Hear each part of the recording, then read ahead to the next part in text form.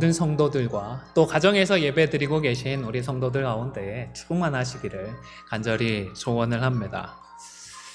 일전에 한번 말씀을 드려서 기억을 하시는 분이 계실지도 모르겠습니다. 저희 집 큰애가 돌 전후로 해서 말을 배우기 시작을 했는데요. 말을 배우기 시작한 뒤에 몇 단어 얘기를 하는데 하루는 맛있는 생선을 먹고 싶다고 하는 것이었습니다.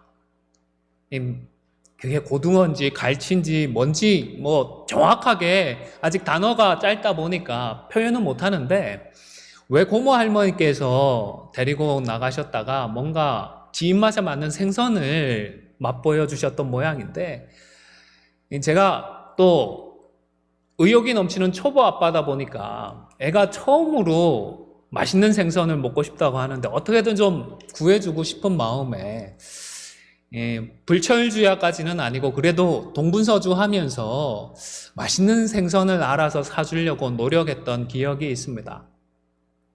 그런데 결국에는 그 맛있는 생선이 무엇인지 알아내지 못했고 나중에 몇 해 정도 지나서야 알게 되었는데요.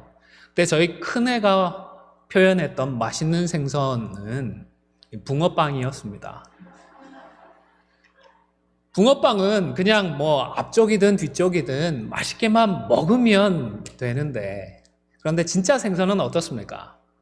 아무리 좋아하는 생선이라도 가시가 좀 걸립니다. 가시를 발라 먹어야 하는 불편함이 있는데, 제가 생선 요리 중에서는 생선회를 제일 좋아하거든요. 부산 쪽에서 자라서 그런 것도 있겠지만 생각을 해보니까 회는 가시를 발라 먹을 필요가 없잖아요. 아마 이것도 크게 작용을 했던 것이 아닌가 생각을 해봅니다. 여러분은 생선구이나 생선조림을 드실 때 어떤 방법으로 드시나요? 한쪽을 다 먹고 나면 이제 반대쪽 살을 발라 먹어야 하는데요. 어떤 분은 중간에 있는 큰 뼈와 가시를 발라내고 그대로 놓여있는 상태에서 반대쪽 살을 드시는 분도 계실 것이고, 또 어떤 분들은 생선을 뒤집어서 반대쪽 살을 맛있게 드시는 분도 계실 줄로 압니다. 제가 한국에 있을 때에는 생선을 먹을 때에 절대로 뒤집지 않는 분들을 자주 볼 기회가 있었습니다. 바다에서 목숨을 걸고 생활을 하는 뱃사람들에게 이 뒤집는다는 것이 배복자와 뒤집힐 복자가 같은 소리가 나니까 좀 불길해서 생선을 뒤집지 않는다라는 그런 설명도 있고, 또 생선을 뒤집는다는 것이 배가 뒤집어지는 것을 연상시키기 때문에 불길해서 생선을 뒤집어서 먹지 않는다라는 설명도 있었습니다. 미신적인 사고임에는 분명한데, 하지만 바다 사람들이 바다에 대해서 불안해하고 두려워하는 그 마음만은 우리가 충분히 이해할 수 있지 않나 싶습니다. 똑같지는 않은데 또 우리 성도들 중에는 특정 회사에서 나오는 제품을 사지 않는 불매운동까지 하는 분들도 계십니다. 이단과 관련된 회사의 제품들은 일부러 구입하지 않는 것인데요. 한국에서는 대표적인 회사가 일화라는 회사입니다. 통일교 재단과 관련되어진 회사로 알려져 있기 때문에 거기에서 생산되는 상품들은 교계에서는 거부하는 운동들이 아직도 이어지고 있는 줄로 제가 알고 있습니다. 2000년 전 고린도교회 성도들은 우상의 제물과 관련해서 이미 올바른 지식이 있었습니다. 뿐만 아니라 그러한 지식에 기초를 해서 똑부러지게 말하고 행동하는 사람들이었습니다. 그런데 올바르고 똑부러진 이런 언행 덕분에 교회가 든든히 세워지고 말씀이 흥왕했던 것이 아니라 오히려 교회들 안에서 성도들끼리 반목하고 갈등하는 문제를 겪고 말았습니다. 여러분, 우리가 우선 분명히 알아야 할 것은 우리가 제 아무리 올바른 지식에 기초를 하고 제 아무리 올바르게 행동을 해도 교회는 문제를 피할 수 없다라는 사실입니다. 우리가 바로 알고 우리가 바로 행동을 하는 것, 이것만으로는 신앙 공동체의 평화와 화평을 보장하지는 않더라는 사실입니다. 왜냐하면 우선 우리들이 연약하고 부족하기 때문입니다. 또한 우리 주변에는 우는 사자와도 같이 기회를 엿보는 사단마귀가 있기 때문입니다. 여러분 잊지 마십시오. 무엇을 어떻게 해도요, 문제나 갈등을 완전히 피하기는 불가능합니다. 혹 주변에서 야, 너네 교회가 왜 그러냐 그런 얘기를 하면 굳이 변론하지 마시고 이렇게 대답하시면 좋겠습니다. 교회는 원래 그래. 문제없는 교회는 없거든요. 하지만 거룩하고 성결하고자 애쓰고 노력하는 교회는 있습니다.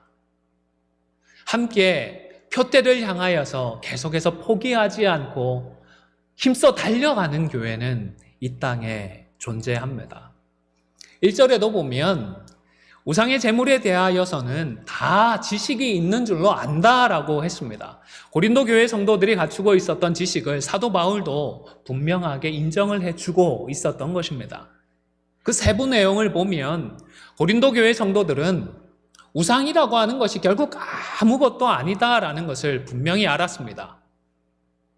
너네 그렇게 하면, 아니면 반대로 그렇게 하지 않으면 안 좋은 일이 생길 거야, 나쁜 일이 생길 거야, 자녀들에게 무슨 힘든 일이 생길 거야, 제 아무리 협박성의 말을 하더라도, 반대로 이렇게 하면 너네한테 이런 복이 있을 것이고 저런 좋은 일이 생길 것이야, 제 아무리 그럴싸한 이야기를 하더라도 우상이라고 하는 것은 성도들의 털끝 하나도 건드릴 수 없고 성도들에게 작은 복 하나도 가져다 줄 수 없는 그저 돌이나 나무에 불과하다라는 것을 너무너무 잘 알았던 것입니다.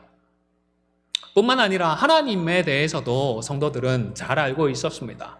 예수 그리스도를 이미 알고 있었습니다. 그리고 아버지 하나님도 알고 있었고 6절에 보면 아버지 하나님과 예수님이 한 분이시다라는 사실도 그런 신학적인 지식까지도 이미 충분하게 갖추고 있었던 것을 알 수가 있습니다. 그런데 이런 올바른 지식에도 불구하고 고린도 교회 안에는 문제가 없었나요? 서신서에 나타났던 교회들 중에 고린도 교회만큼 문제가 많은 교회가 또 있을까 싶을 정도입니다. 충분한 지식들, 올바른 알미 그들 가운데 있었지만 그들도 그들 가운데 문제가 생기는 것을 피할 수가 없었고 또 일단 생긴 문제를 스스로 해결하지 못해서 교회 외부에서 도움을 받아야 하는 그런 지경에 이르러 있었던 것입니다. 여러분, 성도들이 연약하고 교회가 이런 문제를 피할 수 없는 곳이라면 그러면 재빨리 포기를 해버리는 것이 방법이 아닐까요? 그냥 혼자 예수님 잘 믿고 사는 것이 순리가 아닐까요? 하지만 여러분, 교회를 떠나버리는 것은 결코 하나님의 방법이 아닙니다. 교회 밖에서 혼자서 신앙생활을 하겠다는 가난한 성도들의 그 마음을 이해하지 못하는 것은 아니지만 하나님은 우리를 자녀 삼으시면서 우리를 불러 구원하시고 자녀 삼아주시면서 교회로 함께 불러주셨습니다. 에베소서 3장 16절 말씀 화면을 보시면서 함께 읽도록 하겠습니다. 시작.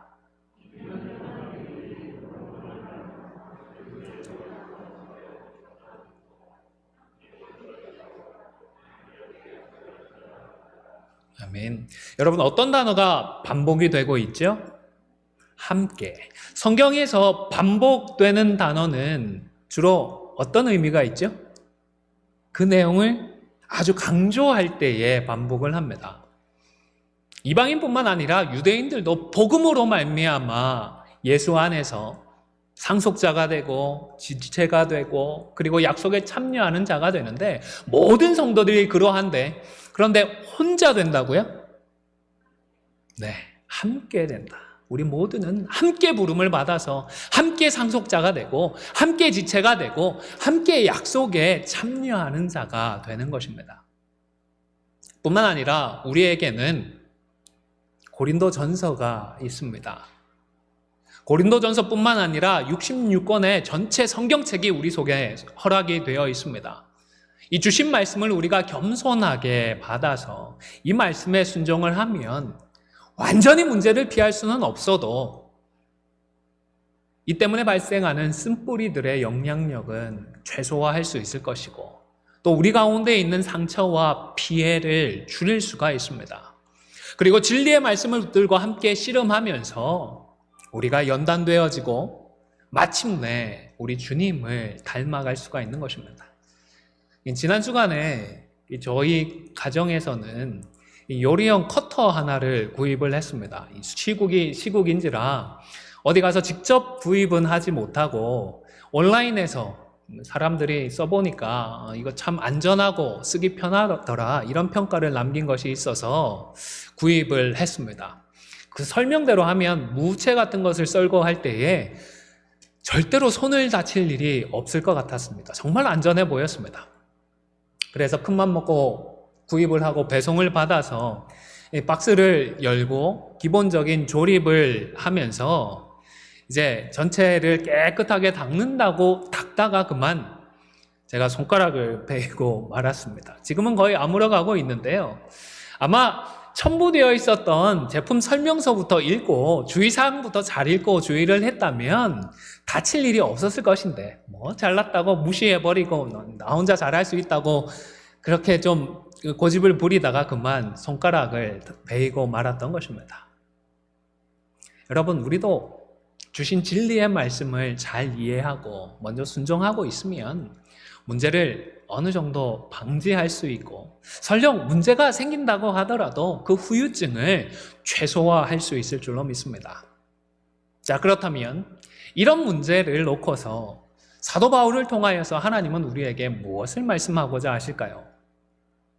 첫 번째로는 이 교만이라고 하는 지식의 부작용은 많이 아는 사람만이 아니라 우리 모두가 조심해야 한다는 사실인 줄로 압니다.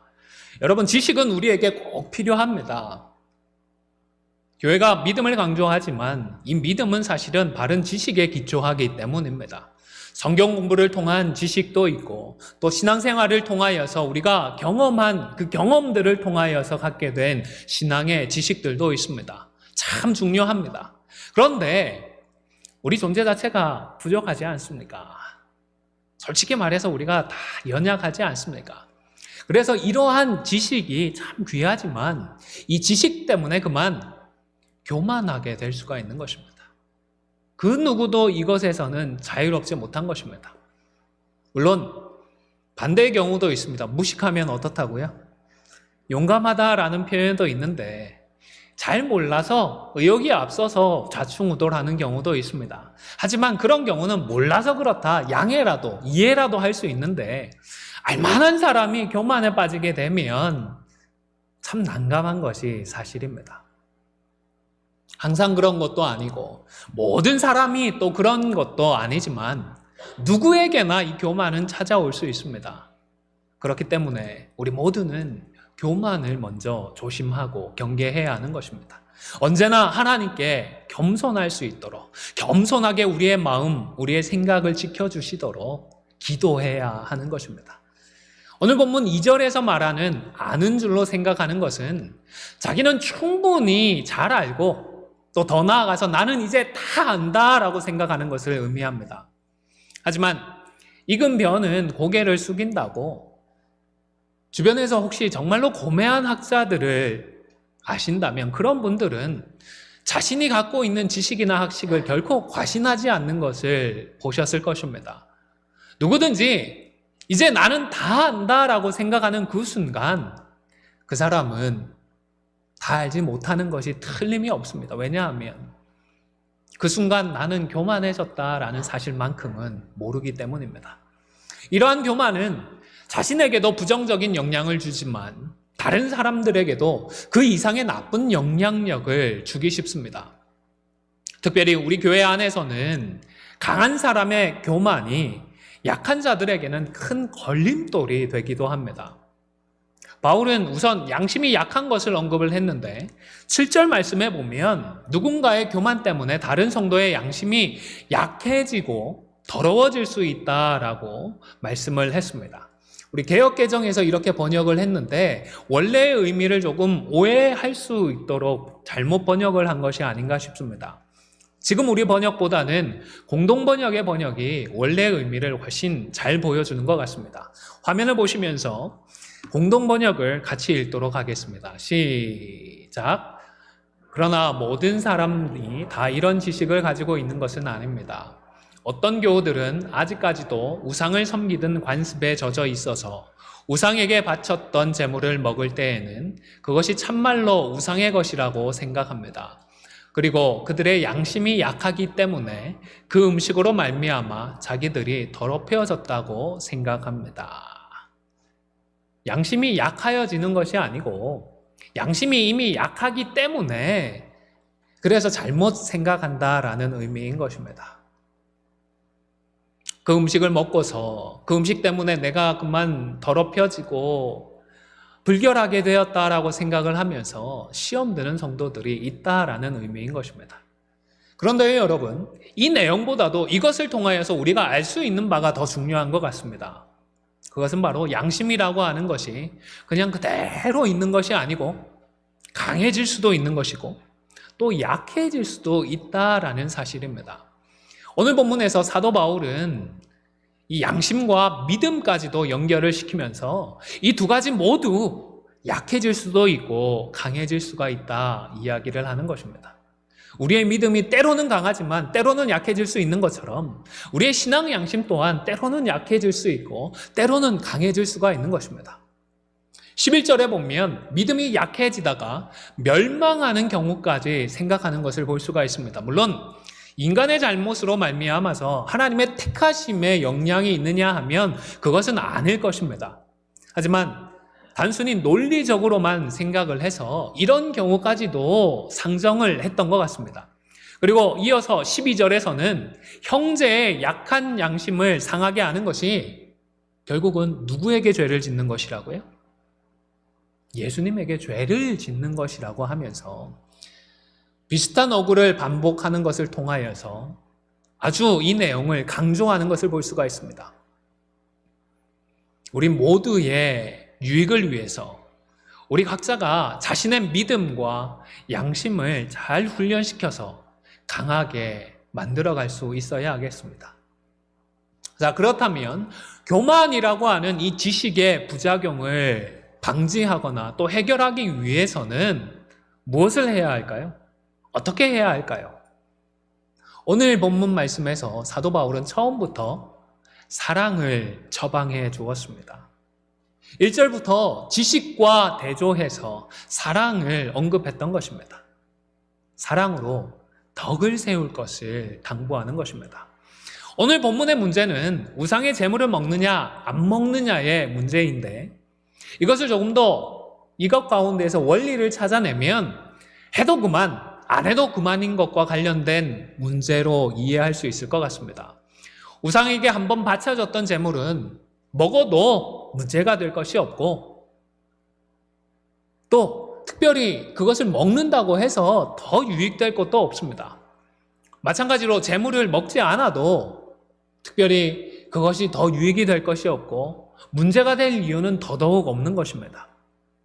8절에 보면 먹지 않는다고 해서 더 못 사는 것도 아니고 먹는다고 해서 더 잘 사는 것도 아니다라고 했습니다.